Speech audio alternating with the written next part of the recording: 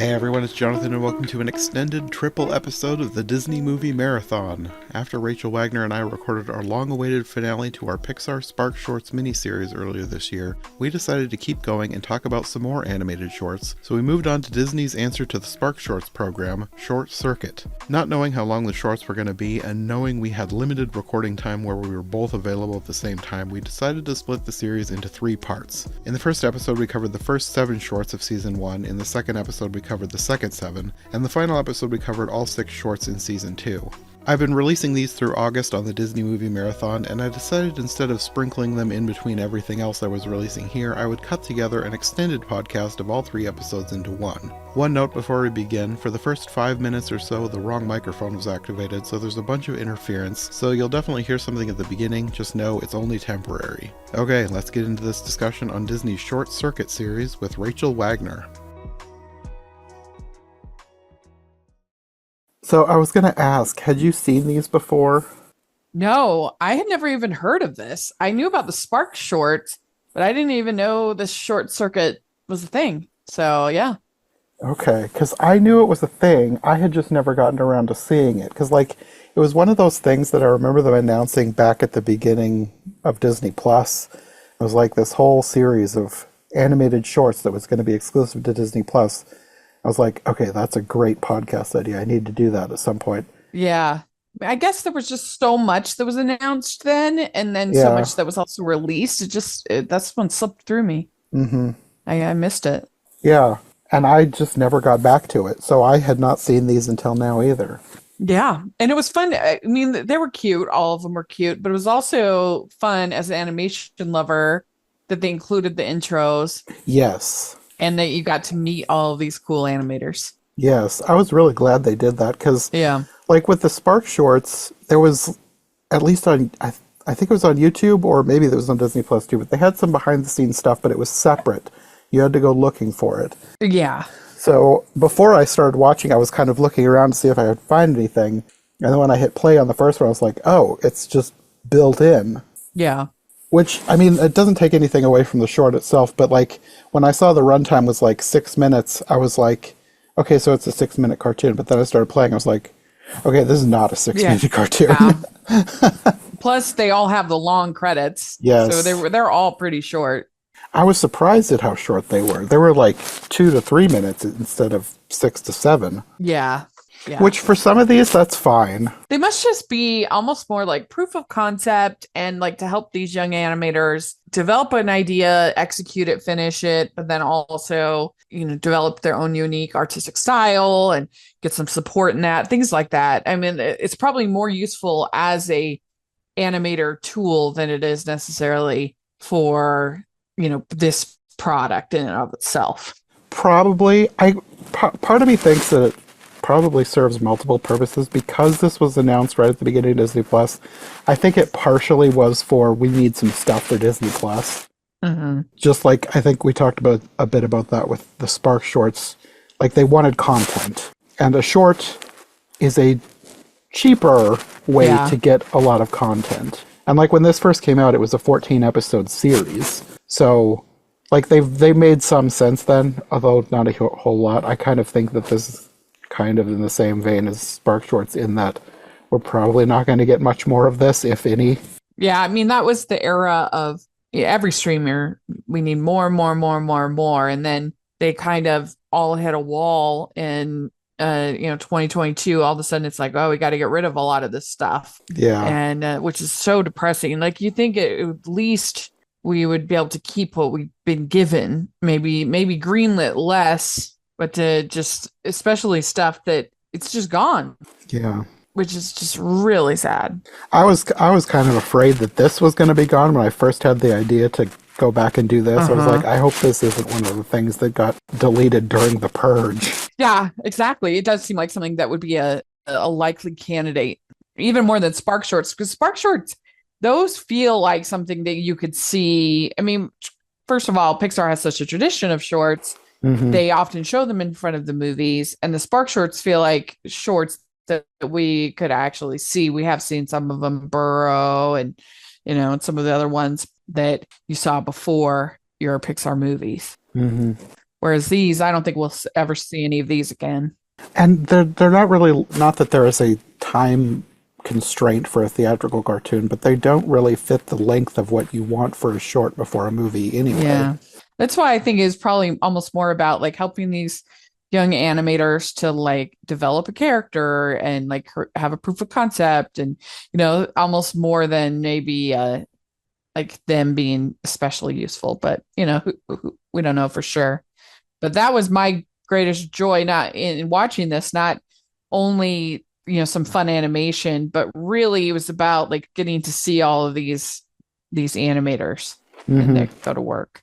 And I think a couple of them for sure are not like young directors, but I think a lot of this was like experimenting probably Mm-hmm. for the younger animators, the ones who aren't like featured in the behind the scenes Mm-hmm. stuff, because there was some animation in these that was really experimental for Disney. Yeah, Like you don't see this type of animation very often.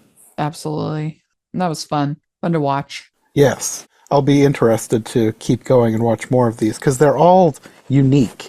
Like none of these are, well, none of them are by the same directors, but they all had a unique style to them. They never felt like they were part of the same universe. Yeah, definitely. Well, let's start with the first episode, Puddles, directed by Zach Parrish. I should say one thing that I found interesting in looking up, because for each of these I went to look up the director to see what they're doing now.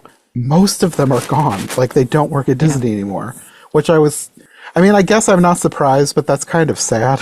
Yeah, a lot of them probably work for Netflix, Zach Parrish, the first one we're going to Apple. talk about, he works at Netflix. Hmm.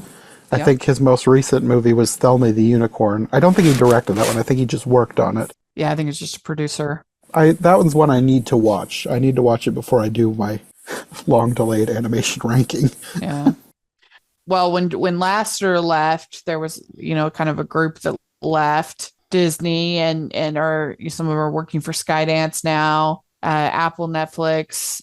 There's also like a new group of animators for Disney that are up in Vancouver. They did Moana 2. So things are kind of evolving as always. Hmm. And with Zach, he did a short called Us Again that I really, really loved. And Hmm. I just thought it's a longer short than these, but I just thought it was so beautiful and I loved the music. I was so sad that it didn't get nominated for Best Animated Short that year. I don't know what the Oscars were smoking because I really did just thought it was beautiful. One of the best things in my opinion, that short is one of the best things that Disney has made in the last like 15 years. I just loved it. And so he is a favorite of mine. I actually got to interview him because we became friendly to each other on social media and stuff and told him how much I loved it, loved Us Again. It took us a while because he had a brand new baby and, just that time was crazy with the pandemic and everything and those years. But so it took us a while before we were able to record, but I ended up getting to interview him and that was super fun. So anyway, he's definitely the animator amongst all of these that I gotten to know the most and just really admire him and his talent. Yeah, he seems to have done, of the ones we'll be talking about, he's one of the ones who has been kind of the most prolific. Hmm. Partially from Disney, but partially because he's gone around to other places and done other things. Since he works at Netflix now, he's done a lot of the big Netflix movies. Like he worked on the Sea Beast, which is Yes. underrated to me. I want more Sea Beast. Uh, yeah, I don't know what his actual title is, but I think that he might be like head of animation or something. He's up pretty high at Netflix. Let me look him So, up. that's cool. Animation director at Netflix, at least according to his LinkedIn Mm, page. yeah. Most of the directors I looked up on LinkedIn to see where they were, because Yeah. like a lot of them, they're Very not talented. clickable on Wikipedia, so they really are kind of the more unsung directors, I Hmm. guess you could say. Yeah.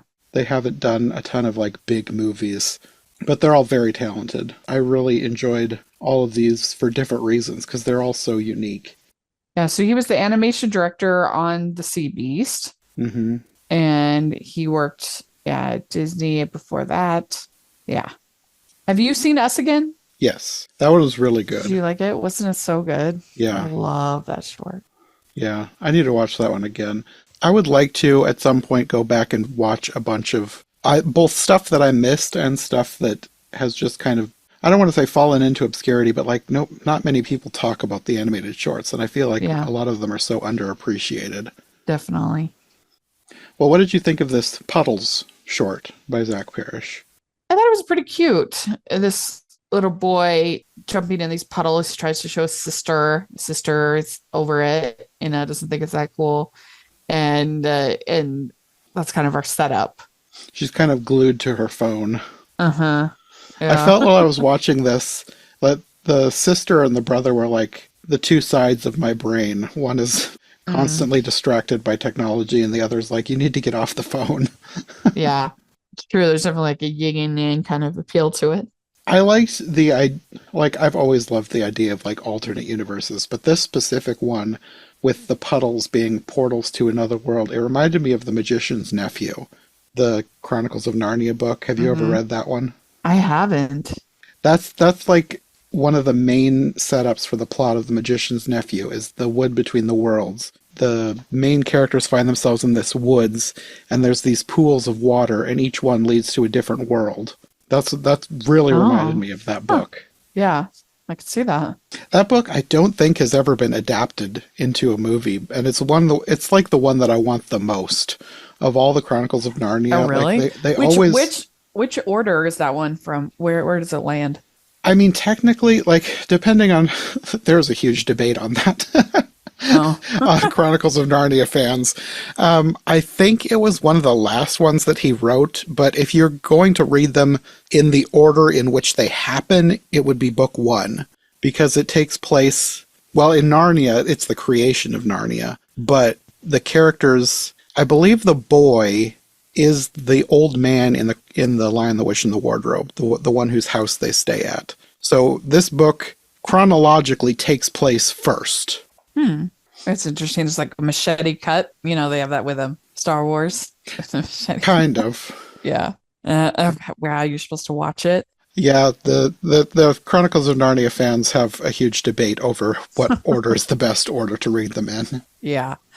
But I thought that it had like this puddles. It had a very cute aesthetic, Yeah. and the water looked pretty good, and Yes. it's nice, simple, clean little story. Very simple. I kind of like not that it needs more, but it's one of those that I love the idea of this so much that I want more, Hmm. and I wanted more of the world that they find themselves in at the end. Like Yeah.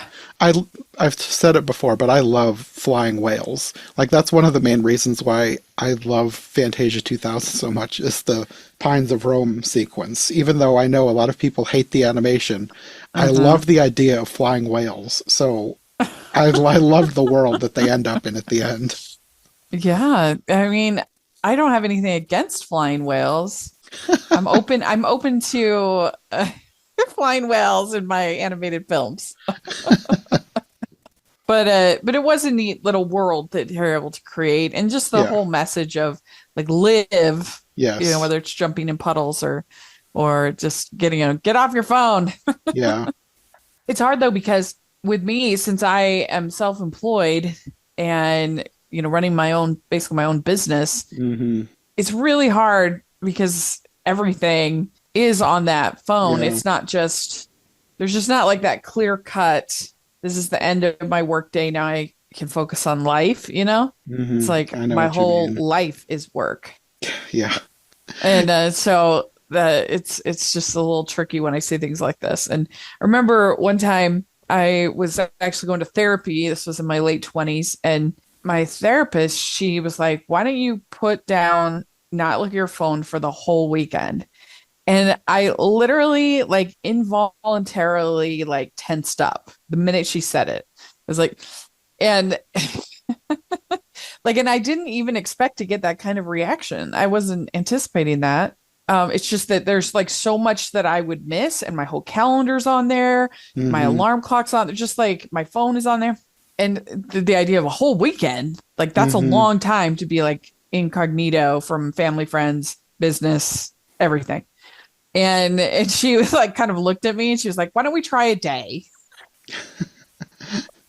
Like, That would okay, be slightly try a more day. doable.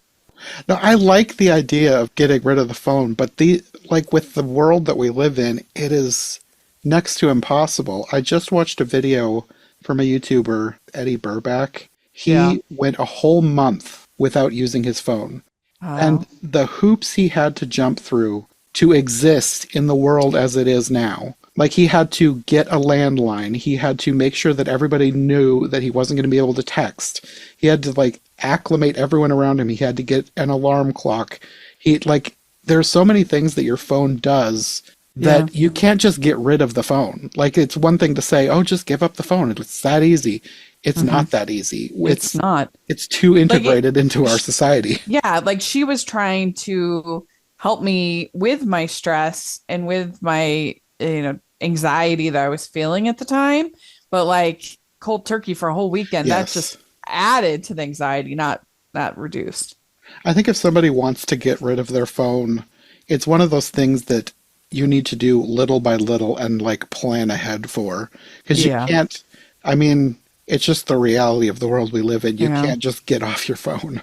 It's true. I mean, even like a little thing, like a lot of the plays that I go to have digital programs these days, don't have paper programs, which I hate, but Uh-huh. it's reality. And so if I were just going to go to a play, a lot of times if I didn't have my phone, I would miss out on the program.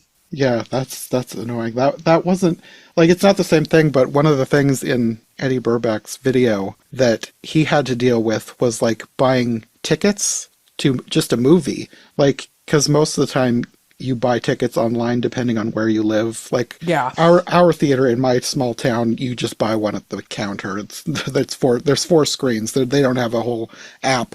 But like to get tickets because he was buying it for everybody. Like they were having a night out, but he was paying. Uh-huh. He had to like go to like a Staples and print out QR codes because he ordered off his computer, and then like it was a huge ordeal just because he didn't have his phone. Because like normally you just show them your phone when you get to the theater. Yeah. It's you just don't think about how Yeah. integrated the phone is into everyday life Hmm. until you have to give it up. Yeah. It's true. It's true. But I have noticed, so what's interesting about this short is that so the teenage girl, she's glued to her phone. And in my experience with my nieces, who are all teenagers or young adults, my nieces and the daughters of my friends, I have noticed that that generation has like a much more nuanced, I think, relationship with technology than like the millennials that I came from. I feel like we struggled a lot more because it was kind of pounced upon us, Hmm. whereas like they've always had to find that balance. They've always had it in their life. Like, I don't know, it just seems like most of the young adults that I know are not that like glued to social media. And I feel like it's more my generation, older millennials, that struggle with it more. I don't know. That's just anecdotal, but it just seems like actually teenagers are pretty grounded now these days Hmm. with technology. But this is 2020, and you just think so. This released January 2020, and you think of like what happened in Yeah. March of that year, and how much more reliant everybody became on their phones. I mean, I could we have survived the pandemic without? I mean, yes, technically, I guess, but it Hmm. was like really, really important for me to not only keep my podcast going, but just to keep some kind of Hmm. socialization, at least something. I've thought for years now that doing the podcast is what kept me sane. Because like, Yeah, I mean, you can't go absolutely. anywhere. Well, I mean, I had no choice because at the beginning I worked at a grocery store. I mean, through the worst of Yeah, the pandemic, I worked at a grocery store, so I had no choice but to get out. But like to have that be the only thing you do is just go to work and then go home. I yeah. I could see why some people kind of It went stir was, it crazy. was, it was, oh yeah, it was hard. It was really hard. The podcast gave me something productive to do with my life that was fun and interesting. Yeah, yeah. So yeah, I mean, this is just like a cute little short, just to remember to jump in puddles is basically what it is. Yeah. You won't Yeah. find a flying whale if you jump into your puddle, but even just putting Yeah. down your phone for an afternoon, I think it's a good message to take away from this. Just be present in the world. Yeah. And I guess this short premiered at these shorts premiered at different places. This one was at the 2019 D23. It's where it premiered, which is kind of fun. Yeah. Virtual reality, Oh, this one which would was, have been cool to have seen in virtual. Yeah, would have been cool to see it in virtuality. You know, the puddles in that world. That would have been kind of fun. it would have. We'll be talking about one later, Cycles. Even more so. Yeah. That one was apparently Disney's very first VR short. So Yeah. it's interesting that a lot of these were kind of made for different things, Yeah. but then they decided to like combine them all into one show for Disney Plus. Yeah. That's true. Yeah. Well, the next is Exchange Student by Natalie Norrigot. This one had such a unique look. I really liked this one. It really did. It was like watercolor, Hmm. but it wasn't just watercolor. Like the whole short was like textured, like it was on watercolor paper. So it was like they animated directly on the paper. I'm sure it was digital, but they really made it look like it was watercolors painted onto watercolor paper. And I Yeah. really liked that effect. It really was cute, and I liked the colors. It had that watercolor aesthetic, and that sort of aqua greeny blue Hmm. was very cute. Yeah, this one is about an exchange student human girl who lives on a planet of like slug-like aliens. Hmm. And like it's a really cute idea because like a lot of these things, like a similar short that we would have seen would have had like an alien visiting Earth and like learning about Earth culture. But this like flips that idea on its head, and it's this little girl who has to learn how to live with all these aliens. And I thought that was a really cute idea. Hmm. Yeah, and it's kind of she teaches them about pizza, which is funny. Yes. And the director, Natalie Norrigot, she was a comics artist, and this was her first short. And she went on to direct Far From the Tree, which was the raccoon short that played with Encanto. Oh yeah, And apparently she now works at Illumination in France. yeah. You know what's interesting is that I was able to go to Annecy in 2021 because they had it virtual, Annecy Film Festival. It's my dream to go there in person one of these days. But anyway, there was this whole illumination panel, and obviously they are going to be trying to present. You can take it with a grain of salt because they're going to be trying to present the best version of themselves. But Hmm. it was pretty impressive. They had this whole panel with all of these women, and they talked about their experience of working, especially because this was like, I think, right around when the Laster stuff was going crazy. And it's just them all talking about what a positive creative environment it was. And especially because Illumination is not the first place you think of for like creativity, you know? Hmm. And so, but they were just talking how it was particularly a very pro woman, pro like a positive working experience. So it really doesn't surprise me that much. I mean, I guess she probably had to move to France, but hey, if it does the job, so good for her. Yeah. Well, the next one is Lucky to Pay, directed by Nikki Mull. And this is a crazy Mhm. short. This was so strange. This is one that I feel like this works as a short. If they had tried to expand this into a movie and tried to explain like the backstory of this insane scenario, it would not work for a movie because this, like, it's about this Yeah. guy who has his hair stolen by leprechauns to make him a wig that they force him to buy from them. Like, this is so bizarre. Like, if you try and come up with the backstory to explain magical hair stealing leprechauns, like, this is, like I said, this works as a short. This would not have worked as a movie, but I liked the short as it was. I liked the music because it had like this Irish jig step dance music in the background as he's like fighting this leprechaun for the wig. Yeah. Well, and all of it is charming, but then especially the end reveal is really funny.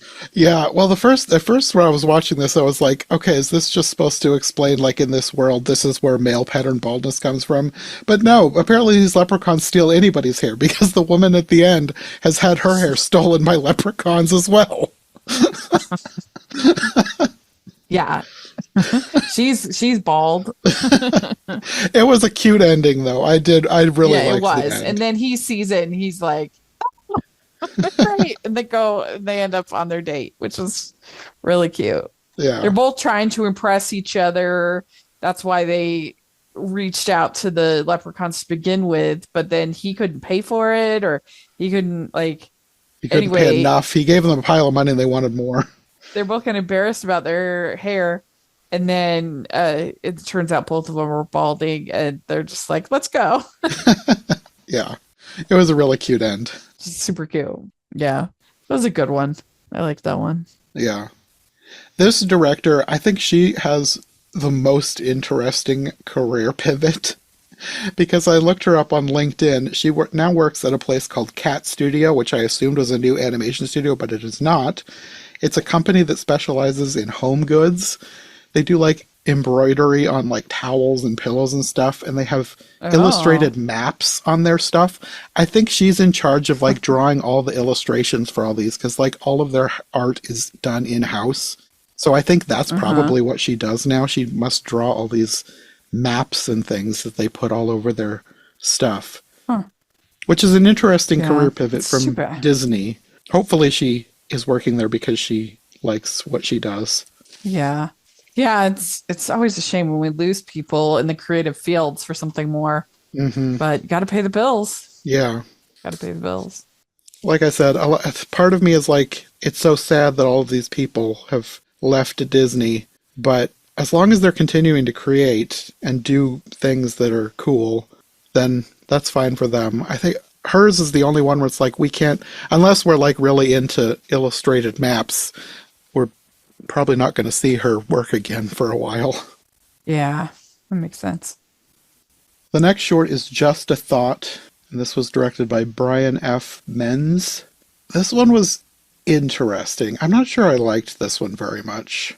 Like, I liked the style. This was like a newspaper comic strip style, like even with the textures Mm-hmm. and like the dot, what is it called? You know what I'm talking about? The dot printing style, like the colors are made by Uh-huh. tiny. Yeah.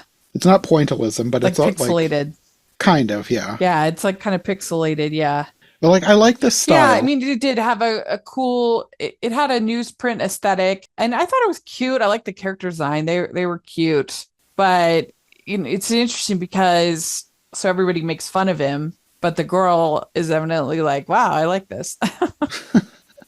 Like She's into it. I guess this in this world they live in a newspaper comic strip, so everybody can see everybody's thoughts. But like Hmm. he's for most of this, he's the only one whose thoughts are appearing above his head until the end. So it's like if it's like this for everybody, why are they making fun of him, and why isn't anybody else showing theirs right now? Like I didn't Uh-huh. really Yeah, get how the world worked. it makes sense. I could see that. I don't know if he's alone in having the bubble, but yeah, that's fair. Well, at the end, she has it too because their bubbles join Oh and yeah, their thoughts that's are right. together. So yeah, I don't Yeah. know.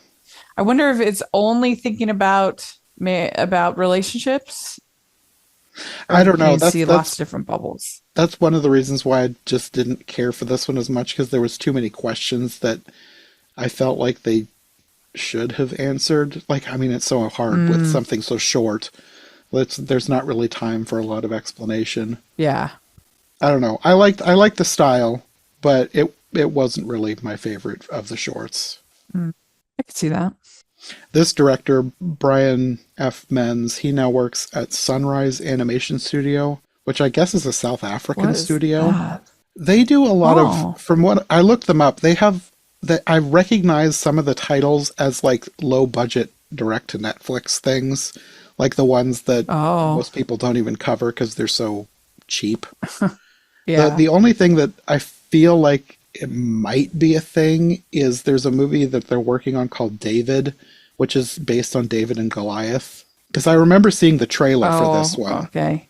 And it's one of Yeah. those movies that's like, I mean, a lot of religious animation tends to be cheesy, and I don't really care for a lot of it. And I have a feeling this is going to be one of those Hmm. cheesy, try hard things because it really looks like one of those Yeah. hello, how do you do, fellow kids type things, like trying too hard to be funny to kids and just not really working. Mm. I mean, we'll see. I don't know.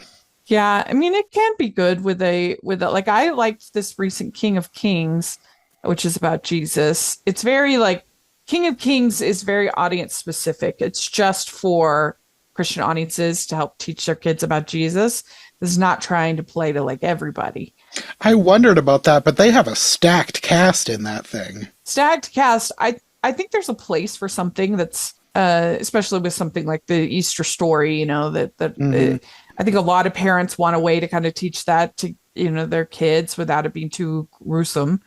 And this does that. And so I enjoyed it. I thought it was good for what it's trying to be. Like it knows what it is. That's it, you know, and so it's like a nicely made Christian film Hmm. without it being like propaganda. It's just the Bible story. Yeah. I was kind of like, when I first heard about that one, it sounded interesting to me because it was based on a Charles Dickens story. And then I saw the Yeah, trailer, I was there's like, that too. it doesn't, like, I was expecting something more prestige, I guess. And then it just kind of Oh, looked like a yeah. generic. You go into it, you want the Jesus story for children. That's what you get. Yeah. I mean, it looked better than the trailer I saw for this David movie. So, Yeah, uh, yeah. I mean, we'll see when if this eventually comes out. Or maybe it's already out. I don't know. But the trailer they had on their website was one I remembered seeing a few years ago and thinking it just looked cheesy. Huh. Yeah, that's fair. It says 2025 on IMDb, so I guess maybe it's not out yet. For I David. guess November 21st, so later this year. Okay. So I guess we'll see. Cool. Well, the next one is Cycles. This is the one we mentioned before, was Disney's first VR short. This is directed by Jeff Gibson. And this one, like I get the idea of a VR short, like you immerse yourself in this world, but this felt like, for most of these, I think I just prefer a short that you're watching on TV. I don't need to like be able to look around because like the action is happening in one place. It's not happening all Mm, around you. It feels like a gimmick to me. I can see that. Yeah, that makes sense. It is kind of using a lot of sort of, they almost look like drone shots. Of course, they're not, but so they look like. Yeah, kinda. Jeff Gibson also directed a short that I don't think I saw called Myth, A Frozen Tale, which is supposed to be like an introduction to Frozen 2, which they also did Oh, in okay. VR, but they made a 2D version for Disney Plus, and I don't think I've seen it. I probably will eventually when I start doing Frozen stuff for the podcast, but if it's anything like this, it'll probably be one that's fine, but I don't think it'll add anything to the Frozen mythos that is going to be like super Hmm. worth it. Yeah. What did you think of this short? Like I feel kind of mixed on it. Um, yeah, I mean, going through the life cycle of this family. Hmm. It's Um, interesting that they kind of tell it in reverse. Like it's about, it mhm. was based on his life, like moving his grandmother into an assisted living facility. So it's like his grandmother going backwards through her life. You see, I'm assuming it's when her husband died. You don't see the death, but you see him like clutching his chest. And then you Yeah. go back even further and further, and you see his mom like as a kid and them buying the house. It was nice that I think the intro helped with this one quite a bit because he Hmm. talked about like his Yes. mom writing the music and then seeing basically his grandma and grandpa in the virtual reality with his mom's music and how much it meant to him. And so I think I was just kind of taken with what he had said that like everything kind of meant more than it would have if I just seen that. I think the intro helped. Yes. No, the intro definitely added to this and made me like the short more. I think if I had seen the short independent of the intro, I don't Yeah. think I would have liked it as much, especially with the end. I like I guess I get what they're going for at the end, because it almost feels like a gut punch at the end, because like you watch this family grow up in reverse, but then at the end, after they've moved the mom out, you see that the home has been abandoned and vandalized and graffitied. Yeah, that was weird. Yeah, Why they do I that? didn't really like that. Like I suppose maybe that did happen, because like if this is based on his actual experience, maybe that actually happened to his grandma's Mm, house. right. So if that's the case, then it makes sense to include it. If that didn't really happen, I don't like that as an ending. It's just like the short was already bittersweet enough with the grandma losing her home, her independence, but then to have the home basically destroyed. Yeah, it's true. That's true. But yeah, the intro helped this one so much more. Like it makes this Yeah, so much more interesting and kind of profound when you know that yeah, this is an actual experience that they went through. yeah, And then, like you said, definitely. learning that his mother, her daughter, wrote and performed the score. Like that's a really cool touch to this. Yeah, it definitely. It just made it more profound. Yeah. Yeah. Well, the next short is Lightning in a Bottle, directed by Virgilio John Aquino. I think he just goes by John. Hmm. He still works at Disney. He's an environment modeling supervisor, which he's been doing for 30 years, which I thought was cool that he's been there that long. Yeah, that's an amazing. I didn't realize that. Yeah. I am. I thought this was interesting that this takes place in on like a farm. There's a little boy who's trying to catch lightning in a bottle for his school science fair. But like there's a flyer that he's looking at that says Fremont Elementary, like K-5 science fair. But I was like, Fremont? Like I have two brothers that live in Fremont, Nebraska. I'm like, is this supposed to be Fremont, Nebraska? Because it kind of looks like it might be. But then I looked it up, and there's a bunch of Fremonts all over the U.S. So it's probably Yeah. like Springfield with The Simpsons. Like it doesn't necessarily. I grew up in Middletown, Maryland, and there's like a Middletown in every state as well. Yeah, so it's So, probably not that. I guess there's a Fremont, Iowa too, so it could be in my state as well. But I don't know. I just thought that was interesting that it was Fremont Elementary and it looks like a farm town. But this one was cute. It was more like a traditional, cute, imaginative short with this little boy trying to yeah. catch a lightning bolt, but the lightning is sentient and he realizes that and then lets it go back because the lightning bolt has a family. Hmm. It was a very simple story, but it was cute. It was cute. Cute character design. Yes. Yeah. I really liked the sequence where time like slowed down. Like that was the thing that really stood out to me in this short because for the most part it was just a cute, I don't want to say generic because that's not exactly what I mean, but it's like this could be a Disney short for any other thing. But like the Yeah. sequence with the time slowing down was like, okay, that's what makes this one special. I just thought that looked so cool. Yeah. Yeah, and just the colors and the way that the alien was designed was really creative. Hmm. It looked the way that it was like it looked like it had all been backlit with like the bright colors and everything. Yeah. Yeah. It was a really cool sequence in, not that it was an otherwise unmemorable short. It kind of reminded me of La Luna. You know, La Luna Yeah, kinda. kind of reminded me of that a little bit with them. I I I kind of like the comparison because La Luna is one of those that like everybody loves, but I think it's a bit generic myself. Like it's not one of my Oh, favorites. So for the most part, I kind of feel like this does fit in with La Luna in that respect. But the sequence where time slows down is that's the standout part to me. I really like that in this one. yeah, I can see that.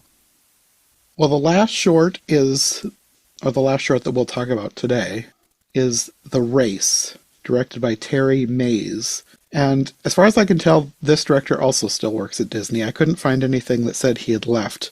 And in that case, he has also worked there for 30 years. Because his first Disney credit was in 95. He worked on Operation Dumbo Drop, which I've never seen. Oh, that's live action. Yeah. Well, his he worked before he got into animation. He was like a special effects guy. So he worked on movies like The Predator and The Abyss. Oh, visual effects. Yeah. And he was initially hired apparently to work on the, at the time, secret dinosaur project, which became Disney's Dinosaur, which kind of makes sense if he was in there for, if he was brought in for special effects with what Dinosaur was. Like, as it was more like a special effects movie almost than traditionally animated. So it makes sense that that might be what he was brought in for. Yeah, that does make sense. As a whole, like, I loved Puddles, but I think The Race might be my favorite of this bunch. Like, this was just a cartoon. Like, it was just fun and silly and ridiculous. This is about a Grim Reaper who's trying to collect his 100th soul so he can earn the Death of the Year award. Which is such a ridiculous premise. It's just, Yeah. that just makes me laugh just to say the premise of the short. It's so ridiculous. So he goes to this bicycle race to find his target, but then he accidentally starts killing people, and that makes his death count go down for some reason. I guess maybe he's being punished for killing the wrong people. I don't know.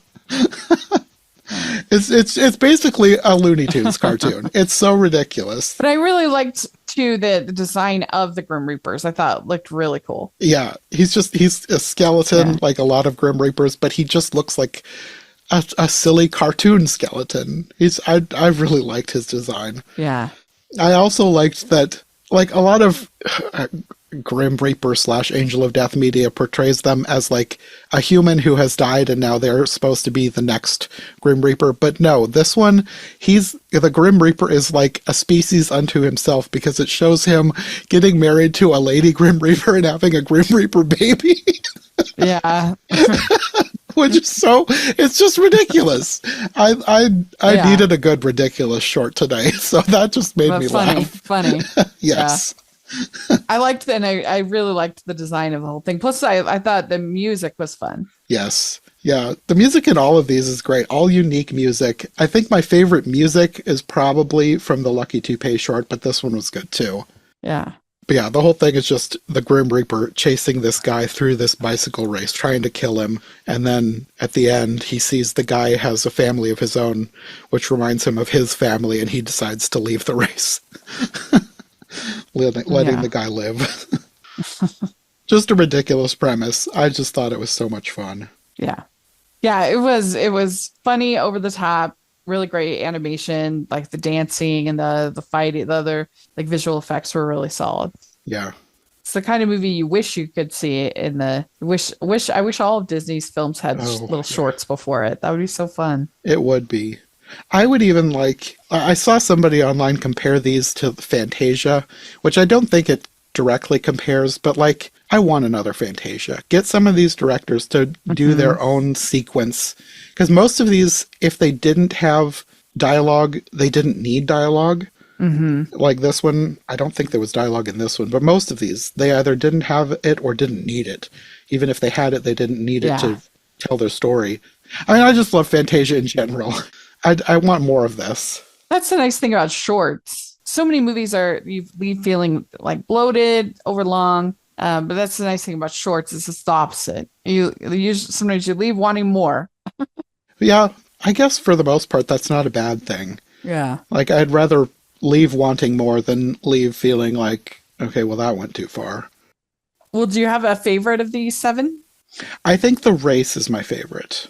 Maybe Puddles and The Race are the two best, I think, for different reasons. But I think as an experience of watching, maybe just because I needed something funny today, The Race was my favorite. But all of these have something about them. I'd probably be battling between The Race and Lucky Toupee. It was probably my favorites. Okay, yeah. Because it's funny. Yeah, Lucky Toupee was another one that was just a fun cartoon. If we're talking music, Lucky Toupee is the best for me. I loved the music in that one. Yeah, that was good. It's nice. Captured that energy well. Yeah. All of these had something to admire about them, even if I didn't, like with Just a Thought, like I didn't love it as a short, but like I liked watching it because the style is so unique. like all of these had a different style, and I really appreciate that, because even if you don't love the story, there's still something artistic about them to appreciate. Yeah, definitely. Yeah, they that's what I'm saying. You got to know the artists and the Yeah, animators through watching these. That yeah, was the biggest gift of the whole series. definitely. And I really appreciate that they had that thing at the beginning that was like a little behind the scenes introduction that really helps you Mm-hmm. get the feeling of what they're going for with these. Yeah. So, something unrelated to any of the shorts, but I thought was interesting about most of the shorts, because last time I mentioned that with all the directors we were talking about, a lot of them had left Disney. This time I think only one of them has gone from Disney, Oh, and the really? rest of them have worked there almost all about 12 years. It was Mm. interesting. There was like Well, 12 and a few months, or almost 12 years. what's what I felt a little bit frustrated watching these. I don't know why more than the last time, but a little bit that it's like, where has this talent been? Why haven't we seen this artistry and these interesting ideas and these just anything that was like fresh and exciting in Disney animation? Like, where has this talent been? Yeah. That a lot of these, like they're all so unique, but they all have a distinct style to them. And Hmm. it's like, I want more of this. Yeah. Like these were all like 2 minutes. I think one might have been 3 minutes, but for the most part, these are all extremely short. It's like, I want more of this. Yeah, they were all really, really short, these ones. And it just sort of made me think, like, what is going on at Disney? Probably the same thing that I feel like happens with most of the stuff. It's the people up top dictating too much, and the artists don't Yeah. have enough say. Yeah. Well, the first one is Hair Jitsu. This one is directed by Brian Estrada, and he, according to LinkedIn, because most of these I looked up on LinkedIn, he's the first assistant editor at Walt Disney Animation. And I think he must have recently got a promotion because he was listed as second assistant editor on his most recent credits. Oh. And he's worked there for over 12 years. Yeah, it was fun because these first three that we saw had a Asian quality to them. Like it felt like so that was kind of fun to see like different voices from different cultures and perspectives. Even Downtown. Downtown was, I didn't see, like, it was based in LA, but the characters had no Hmm. faces, so Yeah. I didn't get like But a, just sort of that like martial arts kind of like feel a little bit to some of these early ones. I guess I could see that with Downtown. Well, for Hairjitsu and Jinghua, those definitely. Definitely, yeah. Yeah. I guess Downtown, I was thinking of it more as like an involuntary dance, but maybe martial arts is. Yeah. I didn't really know how to describe what happened in Downtown. Yeah, that's true. It was more of like a modern dance kind of thing. Yeah, probably. I thought it was interesting that hair jitsu, he said, was a combination of two ideas. And one was him like growing up doing taekwondo, but the other was his best friend's daughter who had hair down to her knees. And they were saying like, what's going to happen when you finally get your hair cut? Yeah. So the idea kind of got combined with the taekwondo aspect, and it's a little girl fighting off an evil barber with her hair doing taekwondo. Yeah, and I liked the hybrid animation that they Hmm. used. The mixture of 2D and CG was fun. There was a lot of hybrid animation in this batch. Yeah, that's why I was like, why haven't we seen any of this? Like, where's this? Uh, certainly wasn't apparent in Wish, like what is going on? For a few sequences in some of these, I was thinking this is what Wish wanted to be. Because Yeah, they did such a good job of combining the 2D and 3D aspects in most of these. yeah, yeah. I mean, and certainly, I mean, Wanted to the animation was nice, but nothing particularly like groundbreaking or interesting or you know, Hmm. like it looked fine, but it's just been a long time since we've seen anything from Disney, from proper Disney that has been exciting animation wise. What's their next thing coming out? Like Disney itself, not Zootopia Pixar. 2, Oh, okay. Have they announced anything after that? Frozen 3 and Oh, 4. yeah. I mean, besides the sequels.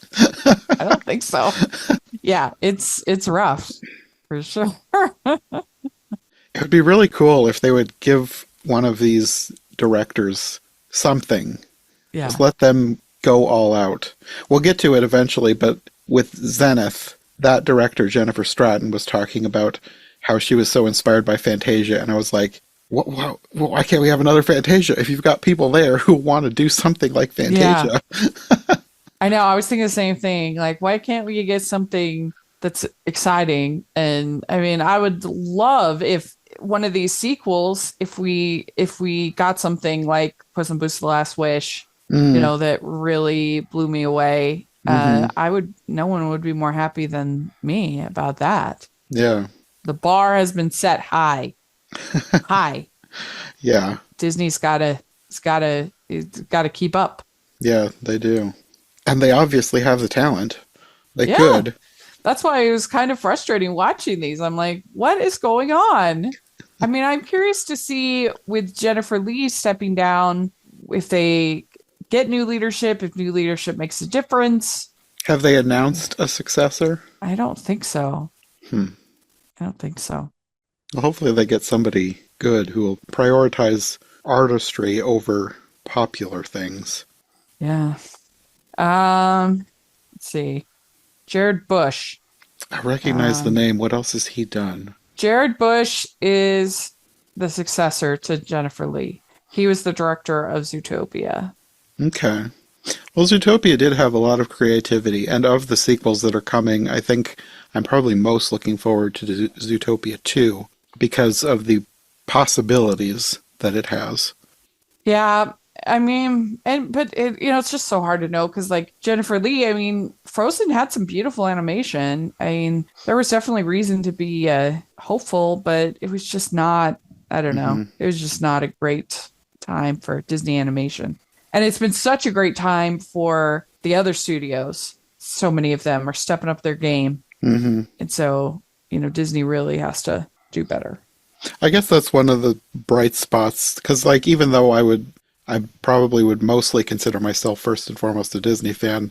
Like, if DreamWorks wants to step up and fill in the gaps that Disney's leaving behind, I'm all for it. It's true. A wild robot, Yeah, so good. definitely.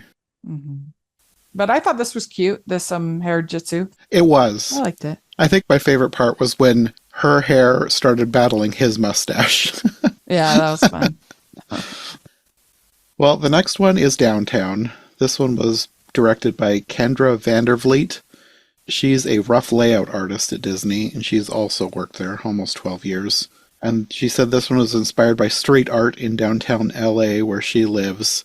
And like I said, I can't really describe what is happening in this. Like, it's like graffiti is coming to life, Yeah. but it is taking this guy along with it for a ride somehow.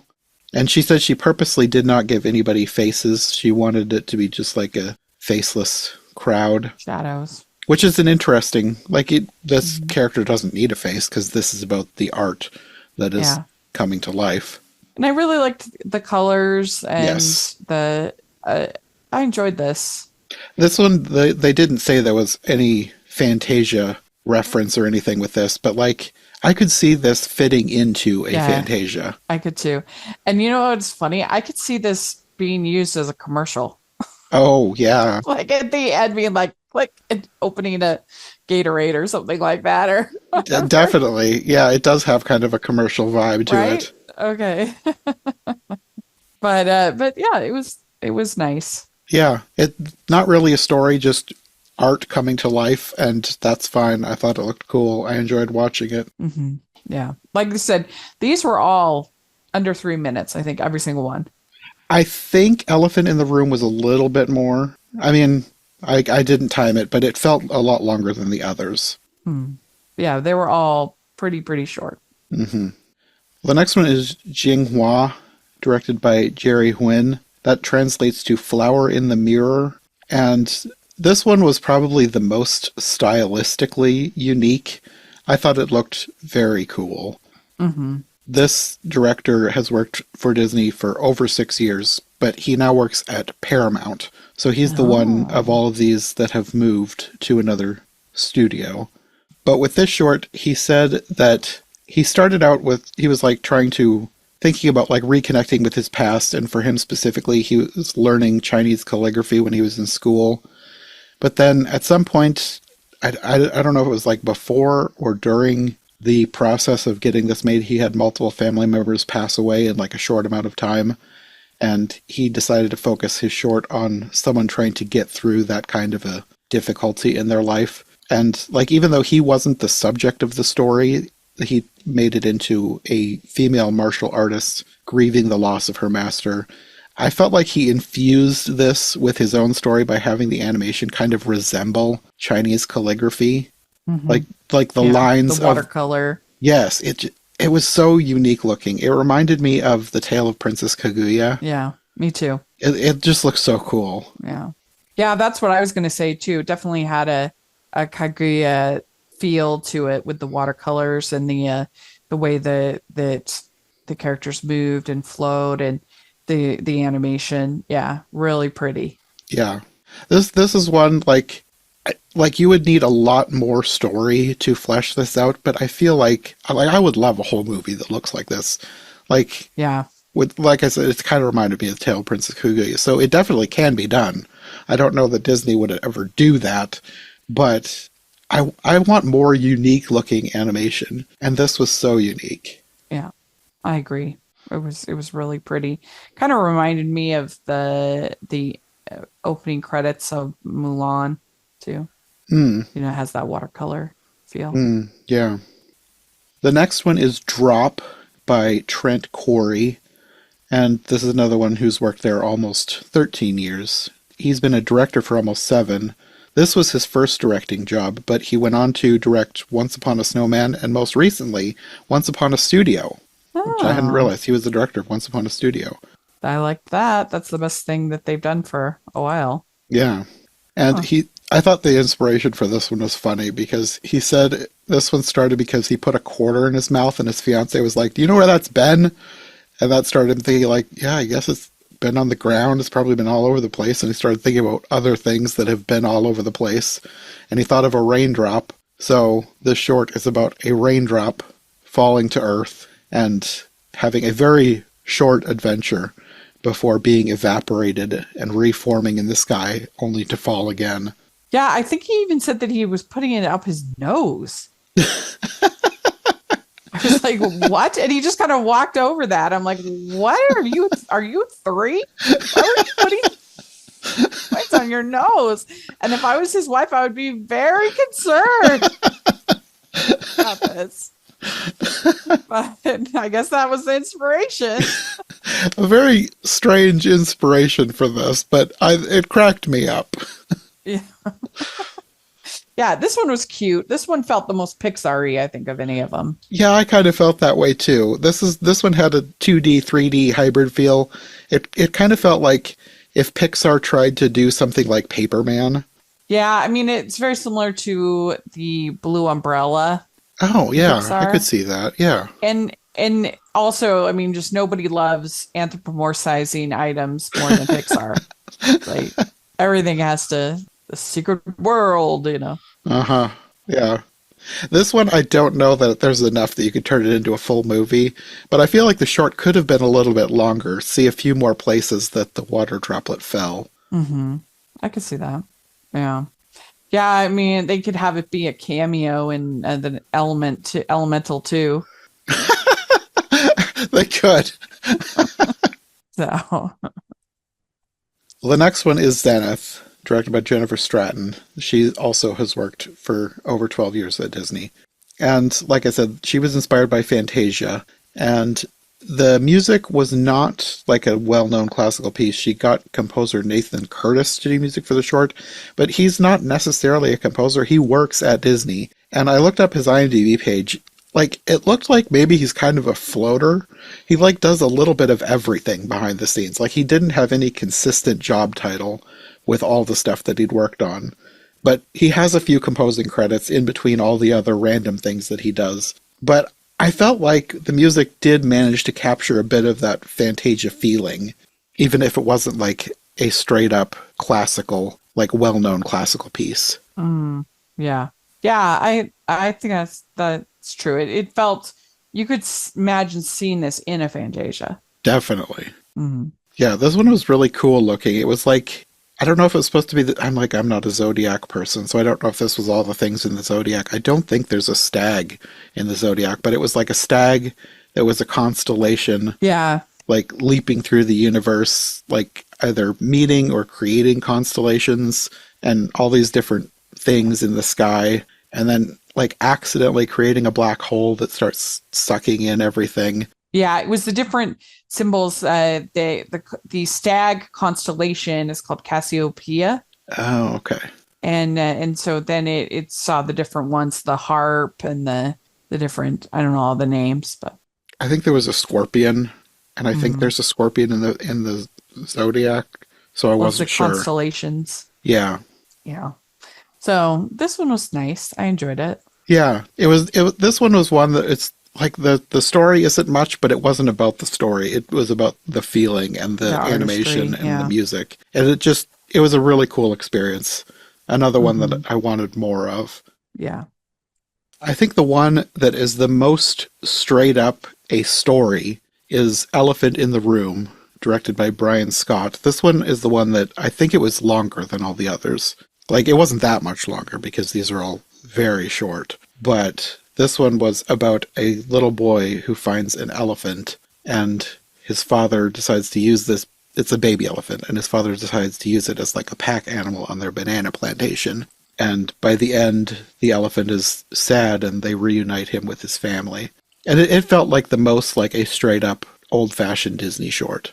Like it had a more modern look to it. It reminded me of, was it Fetch?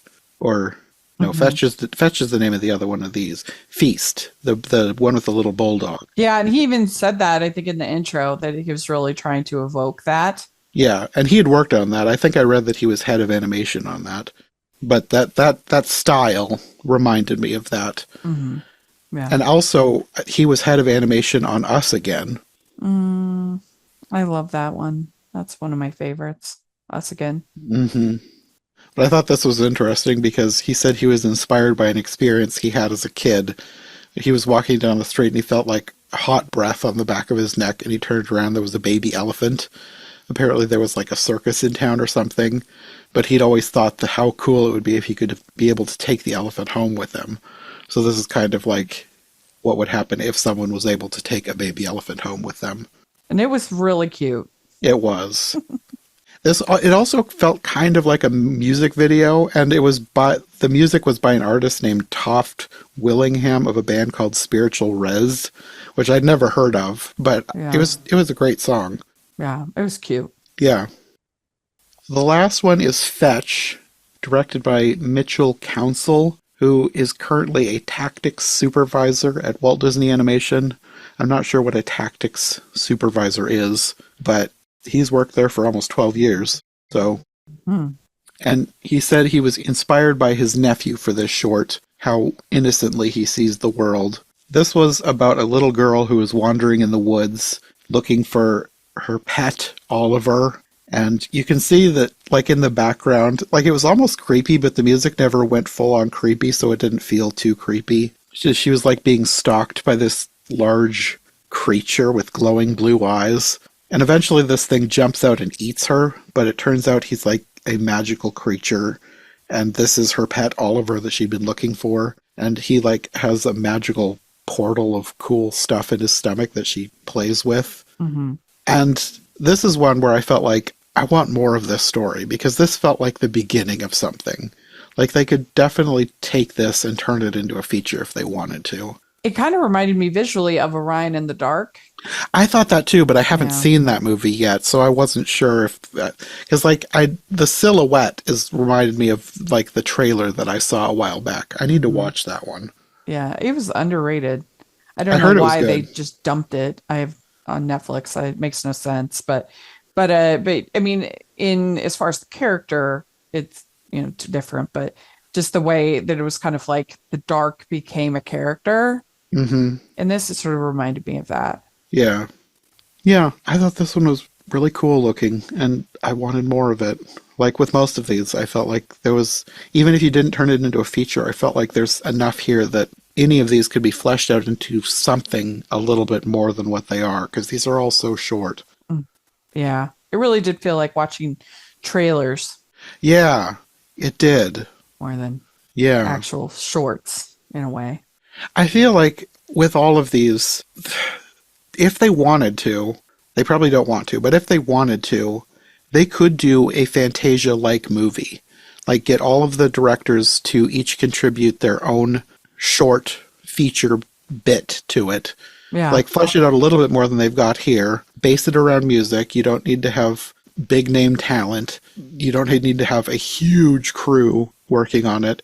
But like there's enough talent and ideas in this short circuit series that any of this could be fleshed out into something bigger, and a lot of these could be put together to make a Fantasia-like feature. Yeah. I would love that. I would absolutely love that Me too. if they did that. And you know, when they first announced Disney Plus and streaming, I was so hopeful that it would be a place that they could do more experimental things like that, because it wouldn't require the capital that a feature requires, or even a DVD release, used to require. Yeah. That you'd need like so much interest in order for it to be worth it. You could stick it on the streaming service at very minimal costs. But it just hasn't proven to be the case. They just have not. They've done very little. I mean, I think of a few. I mean, you've got the Spark Shorts and you've got Short Circuit. I wish we could get more stuff like the Visions series on that we got for Star Wars. Yeah. Where you have all different anime directors and even Aardman, different people doing Star Wars themed shorts. Yeah. I would love if there was more like that, but it just must not be profitable, or they would do it, I guess. But it just seemed like it would be such a small investment. And like the idea behind these kind of shorts was, for a long time, for Pixar for sure, was that they were nurturing new talent, new voices, and then they would end up doing a feature or becoming a head animator. And that's why my question starting out this podcast is, where are these people? Where is this artistry? Where is this? What's going on at Disney Animation? Why aren't we seeing? Now it's been 5 years since these were made. Why aren't we seeing it? Yeah. Most of these are definitely still there. None of them are directing, though. I think the only one who, like, for most of these, this was their only directing credit. They're mostly like background artists or tactics supervisor, which I don't know what that is, but it's something that's important enough that he's done that for a lot of movies. So, but yeah, these aren't really directors. This was their first and usually only directing job. Yeah. So, like, I think they all did a great job, though. So give them more to do. Yeah. Yeah, definitely. I agree. What was your favorite? I like different ones for different reasons. I think the one that jumps to mind first is Zenith, because, like, I love Fantasia. But, like, of the ones that I feel like I definitely want more of this, it's kind of a tie between Fetch and Jinghua, because I feel like there's more that can be done. Because, like, Hair Jitsu is cute, but it's fine as a short. Downtown looks great, but I feel like that would be better served as part of a Fantasia-like movie. Yeah. Drop is cute, but I think if they did anything more, I just would like a longer short, not like a feature. Elephant in the Room, I think, is cute. I don't know that it needs to be a feature. I think it works as is, because it almost feels like a music video / animated short, and I think it's kind of perfect as it is. Zenith would be great as a part of a bigger Fantasia film, but Jinghua and Fetch, I really like them, and I really want more of them, and I feel like there's a feature in there. They would need a lot of fleshing out, but I feel like they could definitely be something greater. Yeah, I'd say Jinghua is probably my favorite. Yeah. It's just so unique.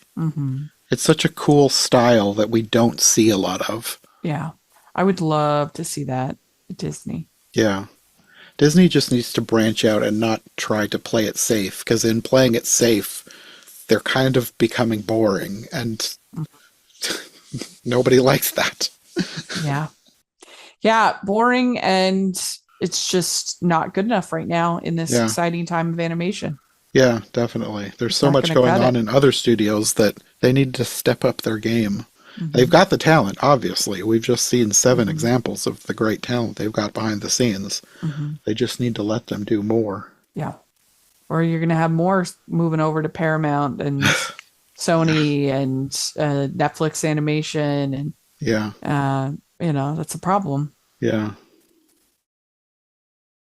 Okay. The final 6. Yes.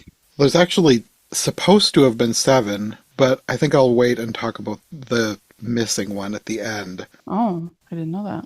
Yeah, it's not on Disney Plus, and I couldn't find it anywhere. Hmm. What did you think of this batch? I think this was a pretty good batch. I like that there were like distinct different styles of animation for all of these. Mm-hmm. That was fun. I feel like more distinct than some of the others. One of them has a stop motion look to it. One has like a Saturday morning cartoon look, 2D. One looks sort of more like the Paperman hybrid style, and one looks sort of classic Pixar style. Mm-hmm. There's a real different animation style to each one of these, more so than I think some of the others. But that was fun. Yeah, that's true. I will say, like with the last batch, there were so many that I felt like I wanted more of. But for the most part with these, I think they're mostly just good as shorts. Yeah, they stand alone pretty well as shorts. Yeah. There's a couple of kind of exceptions, but we'll get to them when we get there. For me, the one exception would probably be Dinosaur Barbarian, just because it's basically like an intro to a television show. Yeah. That So, was one of my 2 exceptions. yeah, yeah. That I'd like to see the actual show. Yes. Well, let's talk about Crosswalk first. This was directed by Ryan Green. And with this one, this was like 50-50 whether these animators still work at Disney or not. So Ryan Green does still work at Disney. He was head of story on Moana 2. And he was also story lead on Us Again, another connection to one of your favorites. Oh, really? Oh, Mm-hmm. I love that one. And he's been working at Disney since 2011, at least from his IMDb credit. Well, that's 2010 on. He started Disney Toon Studios, so like his credits were kind of slightly confusing. It looked like he started Disney Toon Studios in 2010 and worked there until 2013, and then he was moved over to Disney. Was 2013 when Disney Toon shut down? No, I don't think it actually officially shut down until 2019. Oh, okay. Because I think the last film they made was the Planes, or maybe one of the Oh, okay. Tinkerbell movies. Okay. The second Planes movie. He worked on a bunch of the Tinkerbell stuff. His first IMDb credit was the Pixie Hollow games in 2011. Yeah, the last Tinkerbell movie was 2015, so maybe it was a little earlier than I'm thinking. But I thought that they made an announcement at D23 the first time I went, which would have been, was that 2017? I think it might have been 2017. I can't remember. But anyway, but yeah, it was, it might have been more like 2016, but the last the last movie I think they made was 2015. Okay. I wish they had been able to finish their last Planes sequel, because that was the one I actually was looking forward to, and it was like going to be like about a space shuttle. Yeah, the Jets one, because they showed that at D23. How far did they get on that? Did it actually get finished and scrapped, or was it like No. mostly done? I think that they had just the teaser. Mm. Yeah. Let's see here. Disney Tunes. Yeah, so it was 2017 that they announced at D23, 2017. And then right after that was when John Lasseter got ousted. And then they officially closed in June of 2018. Okay. So anyway. I couldn't remember the timeline. I've never been like a huge fan of Disney Toon Studios, but they made some good stuff. So they were kind of a mixed bag, but I wish they would have continued in some form. Yeah, I mean, the cheap quills were, a stain on them. I know. Really bad, but for the most part, there's a couple that are decent. But a Goofy movie Yeah. is special. That's by far the best thing they ever made. Yeah, I wish they could have kept on doing stuff like that. Yeah. But anyways, Ryan Green, he has done a lot of animation, like he was head of story on Moana 2. He's listed as the director for Frozen 4, Oh, which wow. sometimes I don't know whether I feel like I should take a lot of like far off stuff with a grain of salt on IMDb because you never know. Yeah, that is a ways off because we haven't gotten 3 yet. So, Yeah, so I don't know why it says that, but hmm. interesting, I guess. Yeah, good for him if that proves to be the case. Hmm. I also thought it was interesting. He animated the beginning of this one himself because the beginning was like a 2D storyboard type intro. It was animated, but it was like storyboard sketches. But he was a storyboard artist, so it made sense that he would do that himself. Yeah. And this one is the one that's the most Pixar-y to me. Yeah, I could see that. It's a little different than what you normally think of with Pixar, but like if you think of like their shorts, this feels like one of their more cartoony type shorts. Yeah, I mean, I don't know about that. I mean, their shorts have some 2D animation in them. And Oh, that's true. yeah, so I think you could easily see this as a Pixar short. Hmm. You know, things like the Umbrella one or Night and Day. Yeah. There's different ones. Well, this one is one of the, like, they're all very simple stories, but this one is pretty simple. It's a guy at a crosswalk wanting to go across, but the light won't let him. Yeah. And I thought it was interesting where he said he got this idea from. He was just thinking of, like, in his own life being stopped at stoplights and thinking back, like, what his ancestors would think of him, not being able to move because a sign told him. Yeah, where there's nothing Hmm. in the coming or going. Yeah, so it was kind of a one joke little, 2-minute short, but it was pleasant. I enjoyed it. Yeah, it was cute. It was Funny. sometimes with these shorts, it feels like we could have used like a minute longer, but this one felt kind of perfect. Like this was the Mhm. perfect length for this story. Yeah. And then when he gets over and he sees, left my briefcase on it. That's funny. That's a good coda for the story. It's funny. Yes.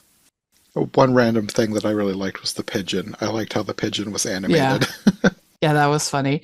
And I mean, crosswalk jokes are often quite funny. My favorite one of all time is in What's Up, Doc? It's a brilliant scene where it's one of my favorite comedies, but these workers are bringing this piece of glass across the road.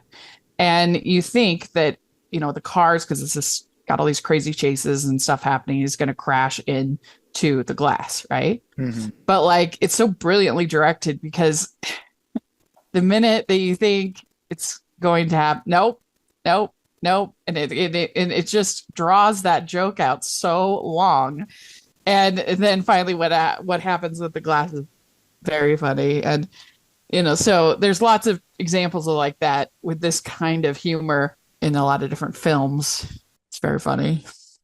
Yeah, I thought this was a good execution of a simple idea. It was really well Yeah. done. Yeah. Well, the next one is Going Home by Jacob Frey. Uh-huh. And he's a German who moved to the US to become an animator. And this one, he said, was inspired by going back to his hometown in Germany. And every time he goes back, everything is just a little bit different.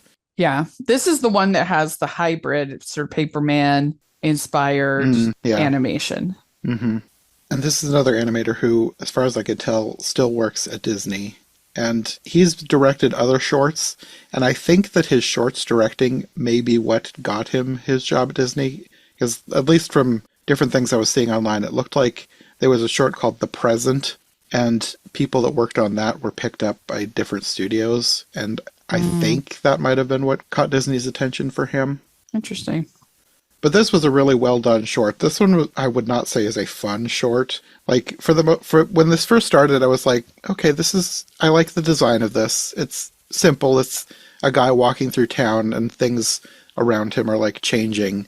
And then by the end, it becomes like really emotional because it's not just the town that's changing, it's his family, and you can see his parents like rapidly aging as he's walking up the walk. And then by the time he gets to the house, only his mom is left. And then she disappears. It's like, this is really tragic, but it's real and Yeah. it's really well done. Yeah, it was nice. It was a very pretty, well done short. Hmm. Yeah. I like that they didn't leave it off on a tragic note. They showed that he's married and has a child of his own too. Yeah. So it But it wasn't fully captures that tragic, but it captures that experience of kind of going home yeah, and just how weird that can feel. yeah. You feel like you're like an alien, and yet it's this place that feels so comforting too. It's a Hmm. weird dynamic. Yeah. Well, the next one is number two to Kettering, directed by Liza Ray. This is one of the animators that no longer works at Disney. She's at DreamWorks now. Hmm. And compared to some of the other animators, she didn't work at Disney too long. She was only there for a little over 5 years, and she was a modeler. So she built the 3D things. Like I think part of it was environmental modeling, but I think she also built like the people Hmm. and props. Well, that's interesting because this one has that. This is the one that has that Yes. stop motion What I feel. also thought was interesting is she didn't leave Disney for DreamWorks. She left for Leica. And as I was watching this, I was like, this feels almost like Leica. Did she just leave? She left for Leica in 2023, but I think she might have just left for one movie because it looked like she was going to work on. Because she was just on Moana 2.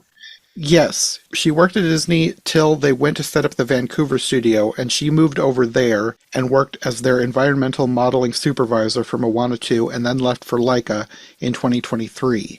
Oh, okay. And I think she might have just been there for one movie because she now works at DreamWorks. So she Huh. worked on the Wildwood film. I don't know Oh, what that that one's hasn't come out about. yet. Yeah. So she worked on that and then moved to DreamWorks. Cool. Good for her. But That's she great. actually worked at DreamWorks years ago. So she went from DreamWorks to Disney to Leica to back to DreamWorks. Oh, yeah, in their television department. Hmm. Huh, cool. The most interesting thing that I found out about her was that her first job, at least on LinkedIn, was a puppet builder for the Royal Opera House. And she's actually from England. Apparently, she helped build like a giant swan puppet for a production of Swan Lake. And I thought it was interesting that she went from building physical puppets to digital ones in computer animation. Hmm. I never thought about it before, but I guess in some ways that would be a transferable skill. Yeah, I guess it says on her website, I'm currently senior CG environmental artist at Leica Yeah, and based in LA. I think she just left for DreamWorks, at least according to LinkedIn. So she hasn't Interesting. updated her website yet. Ah, huh. Yeah, that's cool. I mean, in this, it like I said, it had that Hmm. stop motion quality to it. It's not so much. It's computer, but Yeah, there's that aesthetic, and you can see why Leica would yeah, be interested in her. That makes sense. And I liked this one. It was nice. It was cute. yeah. It was another simple story. It's a little girl getting on a bus and everything around her is gray and everybody's in a bad mood and it starts transferring to her. Yeah, and she decides to smile. Yes. And then she brightens up the whole bus. Yeah, which is sweet. And the number two to Kettering, that's the bus. Yeah, in England. But yeah, another simple story, but well done. That was a nice one. Yeah. Well, the next one is one that is probably one of my favorites, but like we said earlier, I kind of want more. This is Dinosaur Barbarian by director Kim Hazel. And this is basically like an opening theme song to like an 80s cartoon show Yeah. because she likes that kind of thing. Like He-Man or G.I. Joe or that kind of show. Yeah, she said she would listen to like those songs to pump her up. She'd just watch the intros, so she wanted to make her own. But like, I kind of want the whole show now. Yeah. And so she's working, it looks like now for Netflix. Yes, she's head of character animation at Netflix. Oh, And very she's been cool. there a while. It looked like she probably left not long after this short was released. Oh, yeah. She worked on movies from Big Hero 6 through to Strange World before Oh, but leaving it for does, maybe Netflix. she's freelance because it does show I her wondered on, that. on Zootopia 2. She's on there. Yeah, that was another case where I was like, okay, maybe she's kind of going back and forth, but also maybe a grain of salt with IMDb. Yeah, Sometimes you never maybe. know. Yeah, it looks like she is freelance because she was on a bunch of Disney films, but then she was Penguins of Madagascar, Rock Dog, Cloudy with a Chance of Meatballs 2. I've So noticed with a lot of these animators, they don't always stick with one studio. They kind of bounce around, maybe out of yeah, I necessity, but mean, also just different yeah, experiences. which is not uncommon in Hollywood. I Yeah. mean, that's what actors, that's what cinematographer, most of the talent in Hollywood are not married to a studio. Hmm. So, But I really liked the look of this one. The whole short was yeah, 2D animated, but it was fun. not just 2D animated. It was traditionally hand drawn 2D Yeah, animated, which is very rare these yeah, days. yeah. But it was really well done. It was just like a He-Man type character but even more And they have the goofy. theme song and everything. Yeah, he's just going around fighting bad guys, and in a world where he also has to pay an electric bill and he forgets, and now he doesn't have electricity in his house. Yeah, that was funny. And then, like, there's a princess that he maybe is into, but she thinks he stinks, like, literally stinks because he doesn't shower, so he has to, like, improve himself. It's a really good idea for a Yeah, cartoon it's series. fun. I would really like to have more of this. Yeah, it's definitely one of the best of these short circuit. Yeah, very fun. Hmm. My other one that I feel like there could be more here, in the same way that I felt with, what was it, Zenith in the last batch, Songs Huh. to Sing in the Dark by Rhiannon Delanoy. This is another one that it felt like a piece of a larger movie. Like it could go into a Fantasia if you added some more of Yeah, this. it kind of reminded me of the beginning of Fantasia with the sound, Mm, yeah. with I forget what they call that one, but with the lines, and the sound. Yes, I know what you're talking about. Yeah, this is kind of like an animal version of that. Because Hmm. it's these little creatures that not only communicate through sound, because this is supposed to be like a world that is completely dark, but the sound is also like armor and camouflage and holograms that these creatures use. Yeah. It's just such an interesting idea for a short that I It felt kind of like, reminded me of like what you see of like footage of the deep, deep, deep, deep, deep ocean, mm, yeah, that have that sort of it's not fluorescent, there's like a word for it. Phosphor, like bioluminescent. yeah, that's the word. That's the word. That kind of look to it. That's what this kind of looked like to me. Yeah, it does. I didn't think of that, but you're right. It does look like that. Yeah. It's such a cool visual style, and I just feel like this could be more. Like I want more of this world. I want this to be part of a new Fantasia. I just want a new Fantasia. Yeah. It's such a shame because I really felt like when they first announced Disney Plus, my optimism and Netflix and everything else, Hmm. my optimism was like this would be a great place that they can do stuff like that Yeah. because you wouldn't have the overhead expense of the theaters taking a cut and the expense of DVD releases, and so everything would just be less risk, so you could Hmm. do more. That was my hope, that you could do more and be more experimental, but instead it's just become a way of like, I feel like streaming has just become a dumping ground for mediocrity Yeah. instead of something that was adding to. I feel like it's literally taking stuff away from us. Hmm. And so that's been disappointing. Yeah. I felt the same way. I was naive to think so, but that was my hope. Yeah. It's a shame that this series only lasted 2 seasons because I would love if they were continually cultivating talent. I And know. it's frustrating to watch these and be like, what did they do with any of these people? Like hardly anything. Well, this director doesn't work there anymore either. She now works at Valve, which is a video game Oh, studio. I can see that. Yeah. This does feel like maybe if you tweaked this idea a bit, this could be the beginning of a video game, like using sound as a Yeah, way to maneuver around a world. yeah, But yeah, I just love the imagination of this one. yeah. This one was the colors and just the vibes of it were really cool. Yes. Yes, definitely. I was trying to think of what my favorite of the shorts would be. It might be tied between Dinosaur Barbarian and Songs to Sing in the Dark because they're both so different, but I love the imagination behind them. Of these six or just Of these total? six. I probably should have thought about it for all of them. I'm trying to think which one was my favorite of all of them. Hmm. They're all pretty cute. They're all so different. It is hard to like, It's fun. I love animated shorts. yeah, me too. I don't know. I probably my favorite just now, I would probably say Hair Jitsu. That was funny. I really liked the animation, but there's not really a bad one, I don't think. No. So it'd be challenging. I like Jing Her. That one was really good. Hmm. Um, I feel like my favorite batch of these were in the last episode. yeah, that was a good batch. I really like Drop, Yeah, Zenith, that was cute. The Elephant in the Room, Fetch. Hmm. Yeah, there were a lot of good ones in the last batch. I mean, all of these. There's Yeah. so much imagination in all of these. Yeah. I mean, that's why it's frustrating. It's like, why do we get these short little glimpses of talent and ideas and then we get Strange World and we get Wish? Like, what is happening? Like, come on. Come on. I think it probably just comes down to studio leadership. I don't Yeah, think I mean, they're I think so nurturing the too. talent. They're trying to go after whatever they think is going to make them the most money. Yeah. And they are frequently wrong. We have one more to talk about, don't we? Yes, we got off on a rabbit Sorry. trail. Yeah, one more. Reflect by Hilary Yes. Bradfield.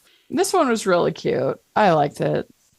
This one reminded me of, it's not exactly the same, but you know who Lindsay Sterling is, right? Uh-huh.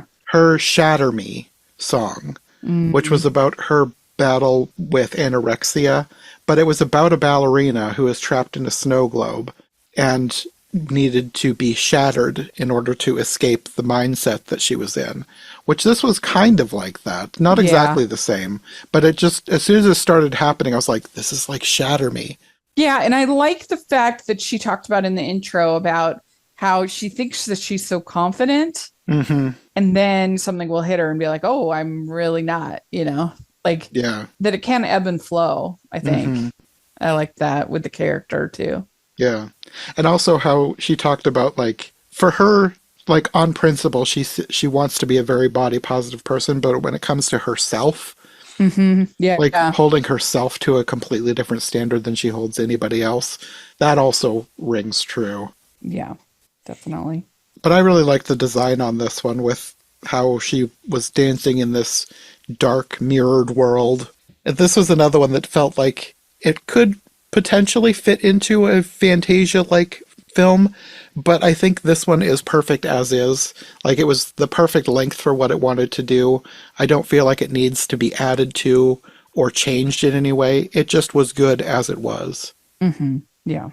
And this Hilary Bradfield is another one who does still work at Disney. She's been a storyboard artist for about almost 8 years, I think. Hmm. Yeah. Give her something to do. Yeah. Disney. Let's do it. You got all these talented women too. Yes, they What's going do. on?